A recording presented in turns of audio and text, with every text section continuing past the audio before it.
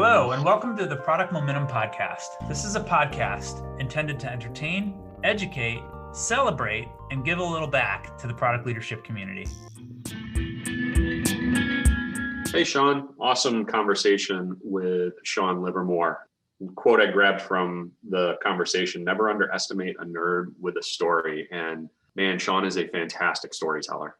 Yeah, he's really good at it. It's got a good demeanor and a way of expressing ideas that's rare and unique and powerful. And he's got some really good tips for product leaders. I'm excited about this interview. Yeah, me too. I think it's going to be a really cool chat. And I think a lot of good nuggets that our listeners will be able to pull out and really apply almost immediately. Yeah, let's get after it. Let's do it. Well, hello and welcome to the podcast today. We have Shawn Livermore. He snuck into the tech industry 20 years ago as a software engineer, a consultant, and a tech startup founder. Somehow, this man has managed to raise venture capital investments 6 different times. Today, he runs a consultancy in Southern California. What attracted me to have him on the podcast was his Amazon business best-selling book, Average Joe, Be the Silicon Valley Tech Genius. It dispels the myth of the Silicon Valley tech genius and provides some frameworks that I found absolutely fascinating. Welcome to the show, Shawn. How you doing? I'm doing great, Shawn. Thanks, Matt. Good to see you guys. Awesome. What's got you excited lately? What have you learned about building great products lately that has you thinking? Right, products. Every day I work with clients that all want the same thing. They want beautiful products. They want the software to be sexy. They want it just like Coinbase, just like fill in the blank, right? Facebook or whatever the product is that they're in love with. And it spans the gaps of the entire product ecosystem of what they're used to, what they love. There's literally no 2 clients that say the same product at the end of the day. And I've learned that what I believe is a beautiful product and what I believe meets their needs quite well may not be what they are looking for. And so it's very subjective in nature. Absolutely, there are some objective beauty marks that you'll see in products out there, right, guys? I mean, the way that you frame the software, it is in and of itself, it's its own art and its own science. But staring at the material, getting what the client has given to us and printing it all out, putting it on the board, working through it, digesting it, processing through it, looking for those North Star markers that you can line up and find calibration with the client, not for the client, but with the client, bringing them along on the journey, trying to get them to see through a different lens. That's part of the art. It's collaborative. And if it's not collaborative, you might not have a great result. You really have to do some blood transfusion to really get in their head and really understand what they're looking for, right? So those are some of the random things I've been dealing with lately. Blood transfusion. I love it. So when you say with the client, you struck a chord with me. So in the product business, right, we're all about generating ideas. That's what we do. And sometimes those idea cycles get stuck. And one of the things from your book that stuck out to me is a framework that you formulated around nibbles of synthesis. Try to increase creative flow. Can you tell us a little bit about that? Yeah, so Nibbles of Synthesis is a part of chapter 2 and 3 where we talk about creativity, backing up just a bit to look at the whole space from 10,000 feet. In the tech industry, you have creative processes, right? You have the work of the computer science professional meets the artist and the creative type to bring forth out of the ether my creation to the rest of the earthlings, and behold, look at what I've created. And in that moment, in that striking epiphany, euphoric moment of creativity, we lose ourselves because we are caught up in this whirlwind of dopamine and whatever. And then comes the binary test, am I or am I not a tech genius, right? So this exclusivity that is so poisonous for the tech industry has taken root. And so the point of the book and all the research behind it, we spent 18 months, a team of researchers, myself and 3 others, along with Dr. Jesse Riskman, PhD out of UCLA, a neuroscience professor who is just phenomenal and masterful at his craft in terms of what the brain really is doing. He studies a lot of memory and creativity and just a wealth of knowledge. And I feel like I got a master's degree in neuroscience working with him. But we have created together this framework because we're looking for a framework that, quote, anyone, and I mean anyone, your grandma, your kids, your brother, your uncle, your aunt, your kooky family member, whoever it is, they can sit down and use a framework to create a product or create and go through their ideation cycles and plot out all their creative expression and funnel that through a system and come out the other side and pitch to an investor and flip the switch, right? And spark the moment. And so there wasn't really anything out there that, quote, anyone could adopt. And so we decided to create something, and we created what we call the Slow Create framework. And the Slow Create framework allows you to use 3 devices: a canvas, a pipeline, and a triad. The canvas is like a business model canvas where you plot everything out. Same idea, but it's for product creation. If you go to slowcreate.com, it'll redirect you to the book website, and we'll have a much more robust site for that soon. But it's all free, download PDFs, et cetera, and you can see all these artifacts, print them, and use them. So the canvas is where you plot out all your patterns, your details, your secrets, all the creative expression that exists, and kind of connecting the dots of, what was I thinking? What was I solving? What was I trying to butt my head against the proverbial wall? How do I get through this blockage? And that nibbles of synthesis as you walk down what we call the mindless work ladder, LADDER, right? So you let go for the L, you become an antenna for the A, you have drift, daydream, and then you emerge and recharacterize. That's the whole acronym. And so if you learn while you're doing these, what we call mindless work tasks, like taking a shower, taking a long walk, folding laundry, anything that sort of drifts you off into la la land, these are the moments where your brain is naturally inclined to connect the dots for you, right? So 60 to 80% of the energy that our brains use happens in the default mode network, this background thread operation, right? And so as we harness that as product teams, we can find ourselves ideating 30, 40, 50% of our day while we're working. Our brain can actually ideate while we're walking, while we're commuting, while we're doing all these other activities, still resting, still recovering, but in a certain dimension. The way that you flip a switch, the way that you calibrate your thinking, tied in with the canvas and the way that the Slow Create framework lays everything out, we have found that it has sped up our ideation cycles. We, being myself, Jesse, and others who have used it, we've found ourselves creating more output. And I really, truly believe that by walking down that ladder, once you see it, you can't unsee it. It's like once you realize the steps that you got there to the moment of, oh, I think I know how to connect the dots now, it's really hard to go back once you've been there and done it a few times. So that's kind of what we talk about in terms of getting unstuck and the nibbles of synthesis and, breaking through creative barriers to systematically create. And that's the key word, is systematically. So it's really phenomenal what this is. Sort of one thing leads to another, the combination of research for the book, but it really has the Trojan horse of the book is the Slow Create framework and what it provides. Yeah, that's one of the biggest things I got out of it, for sure.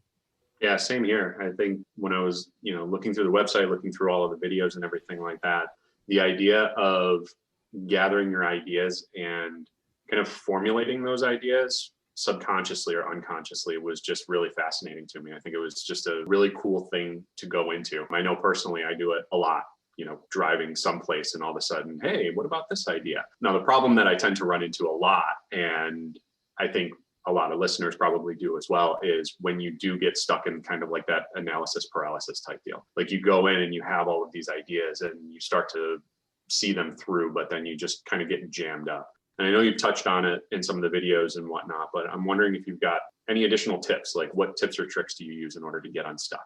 Yeah. So for each of your major ideas, you can plot it out into a canvas. And then each of those canvases, as you get them on your wall and you're like, okay, let me see, what am I solving today? And you look at your wall and people walk by and go, what's all that? You say, oh, I'm working through my creative process. They're like, wow, that's, interesting. Instead of 20 papers on the wall, you can condense them all into what we call a pipeline. And so you can see at a glance patterns, details, secrets, the nibbles, and then the inflection points and the outcome from left to right. You just read it going down each one of the challenges or the ideation areas that you're working on. The beauty of the pipeline is you can fold it up, put it in your pocket, or do what I do. I have a digital version on my phone, take a picture of it. I'm popping my phone out, looking at my Photos app, and I'm just kind of remembering what were the 10 things I'm solving, right? What are the 11 or 12 or 15 life, personal, career, long-term, short-term, right? And this flips artistry on its head and it becomes more of a science, doesn't it? Because the whole great person was something more as part of the book. This great man theory Thomas Carlyle put together in 1840 that really segments out the royalty from the rest of the peasants, right? And you are or you are not, right? And well, that's not cool, right? We don't like that. We want to be inclusive in all things, and that includes the tech industry as well, right? So looking at our art versus science, let's lean towards science, right? And let's force our brain. It's truly like you're getting the horse to water, right? But you're doing more than that. You're kind of leading that horse's mouth right up to the water. It's like your brain can't help but solve the problem while you're living your life. So to answer the question, the tips on getting unstuck is to document it in this systematic pattern way, and then force your eyes to read it, force your brain to think about it, and then let go. And as the day goes on, it's loaded into active memory, right? And so it's readily available. You'll be surprised the connective synapses and the power of that mental energy. Now, we're not the only ones who have practiced this. You see professors walking the campus and their heads are down and they got books in their arms and they're just like thinking, right? We've all got that proverbial professor inside of us. One of my clients said, "It seems like you're really consternating over there. What are you doing? You're walking through with your head down. Why don't you stand up straight? You need to read this one book about standing up straight." I'm like, "No, I'm solving. Don't you see? I'm taking your company from here to here." And he started laughing. "Okay, keep doing that. Keep doing that." Right? Yeah, it's like Archimedes in the bathtub. He wasn't planning on discovering the formula for buoyancy. Ah, yes, the famous story. It's actually a ruse. It was proven to be incorrect. That I'm not really quoting it properly, but they went back on Mythbusters and I think they tried to, reenact it. So it was pretty funny to see them. And other people have looked at that. But, there is an interesting caveat here is that the Mozart letter, this famous letter that really truly defined genius. We talk about it in the research, but it's this letter from Mozart that was proved 100 years later to be a fraud by Otto von. But he says, after a good meal or in a bathtub or whatever, I'm walking, I've gone outside and it's clear air and I'm taking in the moonlight and I feel relaxed and calm. And it's at that moment that the symphony enters my mind. And it rarely differs on paper from what I experience in my mind, right? And everyone thought, well, God, that is the perfect representation of how smart this guy is, right? And then you have people like Einstein listening to Mozart while he's coming up with a theory of general relativity and special relativity. And then we hear Einstein as we do our work and we're thinking that we're passing the genius. No, it's all hogwash. The truth is that Mozart iterated. Yes, he was brilliant. Yes, he's amazing. And yet he had access. Talk about privilege. The guy had a whole family and all the resources. And certainly there was talent. Certainly, they marveled. His priest mentor at 8 years old basically gave up and said, "I can't even play piano anymore because this 8-year-old is killing it." So the guy is amazing, but he iterated.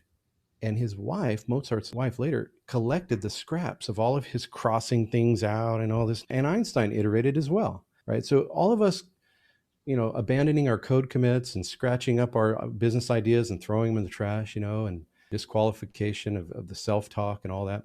Yeah, you really got to let yourself off the hook a little bit. Even the great ones, they're failing all the time. Steve Jobs famously failed on a lot of things. In fact, he was telling people emphatically, "I do not want to install iPhone apps on the iPhone. If they install it on the iPhone, it's a security risk and they could blow this thing up." And they convinced him to back off. He wanted to do like these web apps where you'd have you ever had one of those crappy apps where you tap on it? It's really an embedded website and you're like, this sucks, right? Well, why is it taking so long? That's what Steve Jobs wanted, the genius of Steve Jobs. Now, I'm not saying he wasn't awesome and he didn't do amazing things, but I think we're way too hard on ourselves and we just venerate these iconoclast tech leaders to this status that is unreachable. Right? For sure. But the truth of the matter and really the way things happen is more systematic, pragmatic, and funded. That last word, they actually had people paying their bills while they were creating things, right? And that's a big deal. Not everybody has that. So here's what I like a lot about a framework like this. Scientists have known for a while that innovation doesn't, it's hard to plan it. Kenneth O. Stanley is an AI researcher, PhD.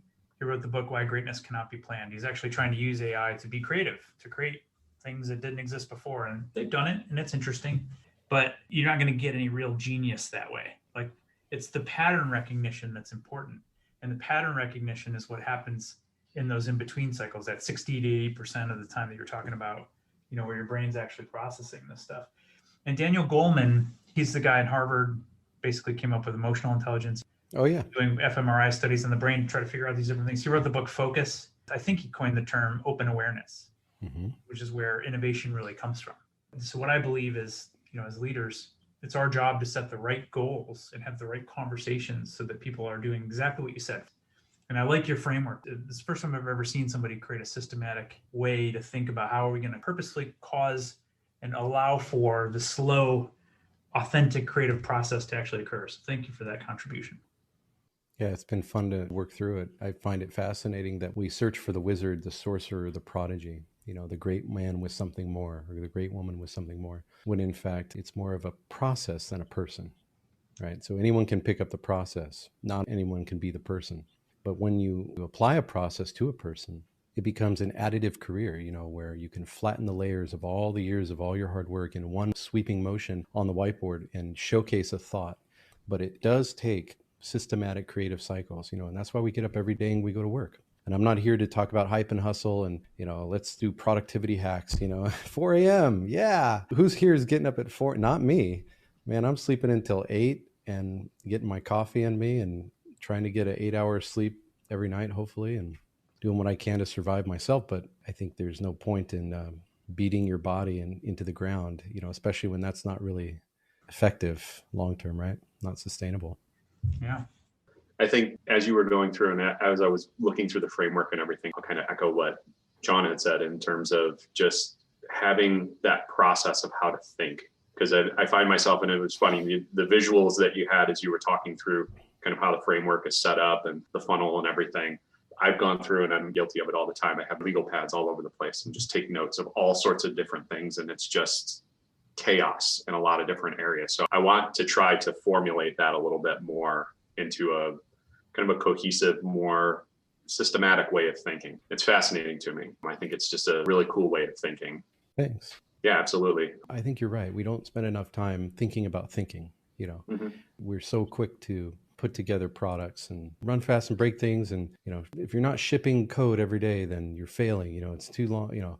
There's this chatter versus chunky. And I do think there's a time for both. But, the product team and the creative juices of the programmer who's quiet in the back have not been tapped into. And our technology industry is so guilty of this. We are so easy targets for this, right? Like, of course it resonates because we're all thinkers, right? We're all left brainers. When it comes to social environments, we're totally inadequate and inept. We can't put words together to save our lives. In fact, I had to dedicate a whole chapter or two of the book to how to talk, how to get nerds to cross over the chasm to become speakers, right? And so I opened the book with the quote that I threw together.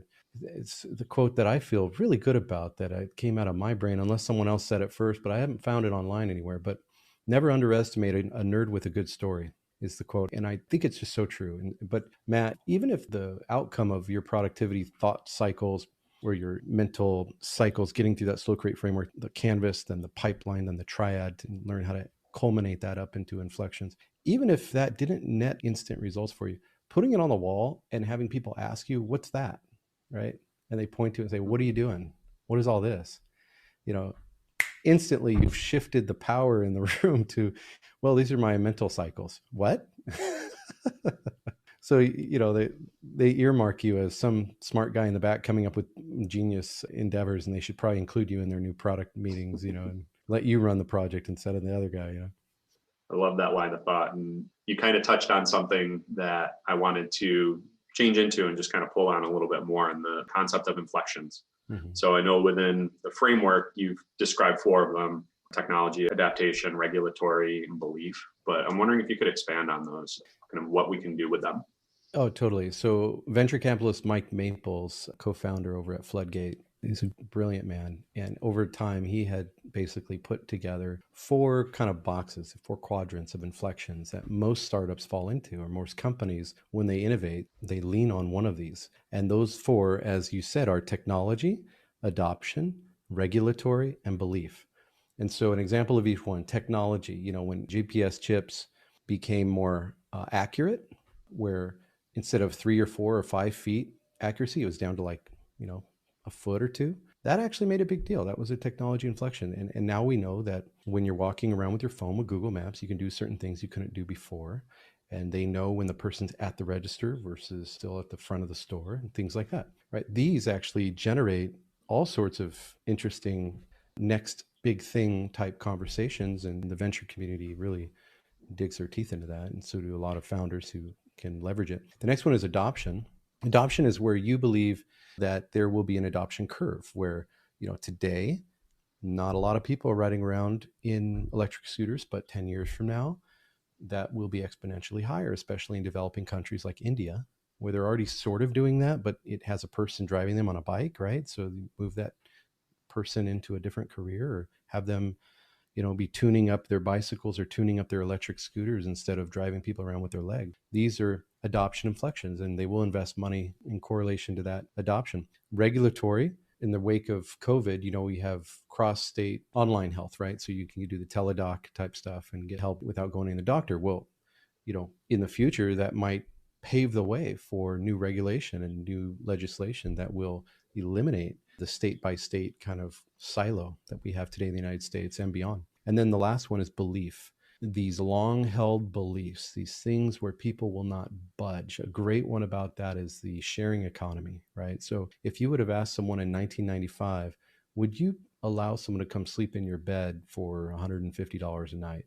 They'd say, are you out of your mind? That's disgusting, right? Now they say, not only are they okay with it, they have restructured their retirement portfolio around having 3 or 4 Airbnbs, and really focusing their whole career on it. And most people are willing to not only sleep in someone else's bed, but to have them sleep in their bed. Crazy. That's a belief inflection. And the sharing economy of driving cars and sleeping in beds, and what else, look around your house and see what else should be shared next, right? So these inflections actually are possible to get to. Maples really had a good diatribe. He goes on about who can really figure these inflections out. If we could get the people who knew all this stuff, these future seers, people who see the future, we should invest in those guys. And that's literally what the venture capital community does. They look for seers. Now, how do you know if you're a seer? Well, you have to pretend like you went into a time machine and you went to the future and you looked around and you saw everything. You went back in and you came back home and you were able to speak intelligently about what you saw. And how do you have evidence? You can't bring anything back with you in the time machine, but it's the way that you have fitted your career around your sight.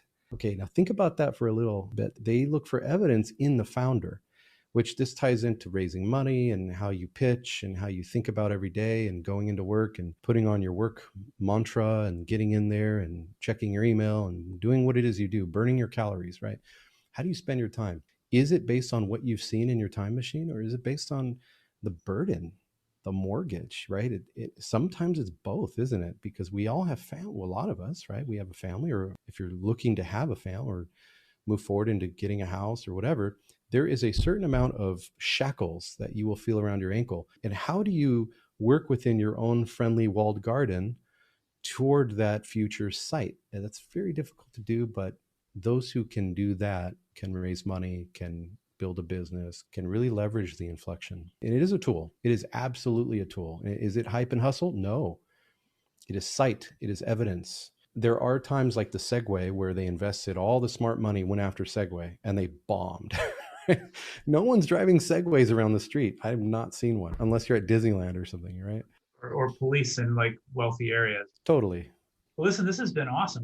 We have a couple more questions for you, and then we'll wrap up. But really, thank you for your contributions to our industry, the product leadership industry. I think this stuff will live and contribute for years to come. So thank you, Shawn. How do you define innovation? How do I define innovation? I would define it as the progressive daily trickle. It's little c, right? So big C creativity, the aha moment, is overrated. You can almost disprove it. It's almost a binary test, right? It certainly happens, but most It of us happens. aren't going to get to experience that. I mean, most of us are in the incremental innovation business, and they matter. They add up. Well, even the guy who invented Polaroid, he was working on a pouch-based system for his camera idea for many years, and he abandoned it many times. And he had actually nibbled around the edges of greatness so many times in his creative endeavors, until his daughter, who I think was 7 or something at the time, said, "Daddy, why can't I print the picture now? I want to see it now." Right? If you have kids out there who say things like this, of course, it's hilarious, right? And he looks at her and goes, "Well, you can't, sweetheart, because, it's got to go through a machine. And then no, but Daddy, I want to see it now." And so this consumer raw moment drove the innovation, right? And the trickle turned into a stream, and he stopped. He literally stopped in his tracks, canceled all his appointments, told his wife, I need time, leave me alone, take the kids, go, go, go. And he got all of his drawings out that he carried around him, just like Leonardo da Vinci carried around the Mona Lisa for 10 years, and pull it out in little cities and do a little stroke on the hair, a little stroke in the eyes, and roll it all up and stick it back with him. And we carry our Mona Lisas around, don't we? Right. So like Lane, Lane was his last name. He pulls out his sketches, he calls his buddy over, and they work on it, and they come up with a model that is a pouch based configuration, but it's not riddled down and burdened with all the things that he was worried about in the past. It was invoking a whole new paradigm of how that piece of film would get developed in a rapid succession after it printed out. And so this innovation, at the behest of his impatient daughter, came to fruition. And at the moment they unveiled it to the press, they printed out a picture. It was like a 11 by 17 or an 8 by 10 or something. It was of his head. And they put it next to his real head. And the crowd just gasped like, wow, this is dark magic, right? The point I'm making with that is there was, but there kind of wasn't an aha moment, right? The big C was actually just, if you really looked at the big C moment of creativity under the microscope, there was actually a whole bunch of little tiny C's in there, right? I think we all have to remember that one thing leads to another, that the gain of yesterday will be the plateau of today, and the gain of today will be the plateau of tomorrow. And we continue to step up that staircase of innovation. I like that thought, and I like that answer in terms of innovation. So like the trickle effect and continuing to climb those stairs, I think that's awesome. As well as I didn't know the story of Polaroid. So that was new for me. So there's so many good stories out there, man. So many good ones. I don't doubt it one bit.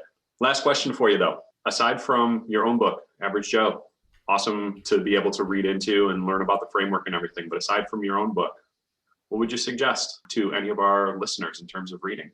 Oh, wow. Oh, there's so much good stuff out there. Gosh, I'd have to get you a list. I think get into studies, get out of the book, get into studies, get into what controlled experiments. I think controlled experiments, they're undervalued because when you go to write a book, that's what you're looking for anyway. You're looking for the data, the science, the experiments. What can you say? Well, the control group did this, but the test group did that. Therefore, we deduce that this must be the point we're trying to make, et cetera. But when you get the raw material, it's powerful.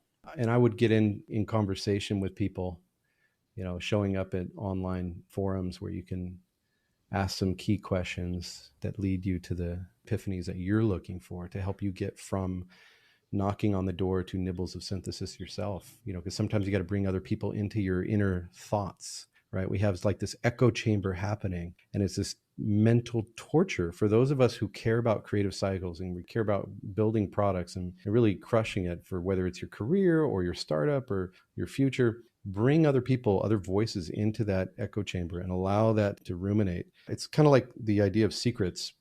How do you find a secret? Peter Thiel, he talks about this contrarian question. What is that one thing to be true, which is hard to prove, but that very few others will agree with you about, right? And that 0 to 1 book that he wrote, and that's a great one if you want one, 0 to 1 by Peter Thiel. But that is the contrarian question. That is that hard to answer question that allows you to culminate years, decades even, of research into that thesis that you have, becoming a seer and being able to prove or not prove, hard to prove, maybe prove, and play it out into a startup or into a business endeavor. But coming back to secrets, it's really hard to find truffles. But if you know the guy in France who owns the pigs that can sniff them out, you can find some truffles, right? And this idea of building a business or having a fulcrum by which your startup can be innovative, it is paramount. So you have to be able to get to that point as an innovator where the secrets are oozing out of your pores. And how do you do that? Well, you got to be in the clay. 10,000 pots are the hardest, and then it gets easier, the guy said, right? So the engagement, coming back out of that rabbit hole to the point I was trying to make, is this idea of secrets and that we all have access to them. We talk about exclusivity, right? But we all really do have expertise in something. And if you don't have expertise in something, you should probably recalibrate your career to gain expertise in something, right? Something that interests you, something you're excited about, so that your brain fires up and your energy fills your body when you dig into it. And then let the systematic application of processes be connected to the energy. It's like plugging into the wall, right? And the blender runs its power, and something works. And your mind and body are connected, your calibration is set, and then you're ready. And so then it's about practicing the science on a daily basis. So that's kind of a sort of a nutshell of bringing home kind of what the book and the research in the last couple of years have laid out in front of my plate that I've been digging into daily. Awesome. Well, thank you, Shawn. It's been a pleasure. You are quite the eloquent storyteller, as evidenced by your book. So I highly recommend to the audience to read the book, Average Joe. best-selling Amazon in the business category. Be the Silicon Valley tech genius. So thanks again for joining us and for your contributions to the industry. Thank you, Matt. Thank you, Shawn. Good to be here. Thanks, Sean.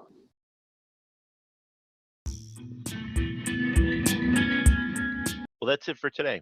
In line with our goals of transparency and listening, we really want to hear from you. Shawn and I are committed to reading every piece of feedback that we get, so please leave a comment or a rating wherever you're listening to this podcast. Not only does it help us continue to improve, but it also helps the show climb up the rankings so that we can help other listeners move, touch, and inspire the world just like you're doing. Thanks, everyone. We'll see you next episode.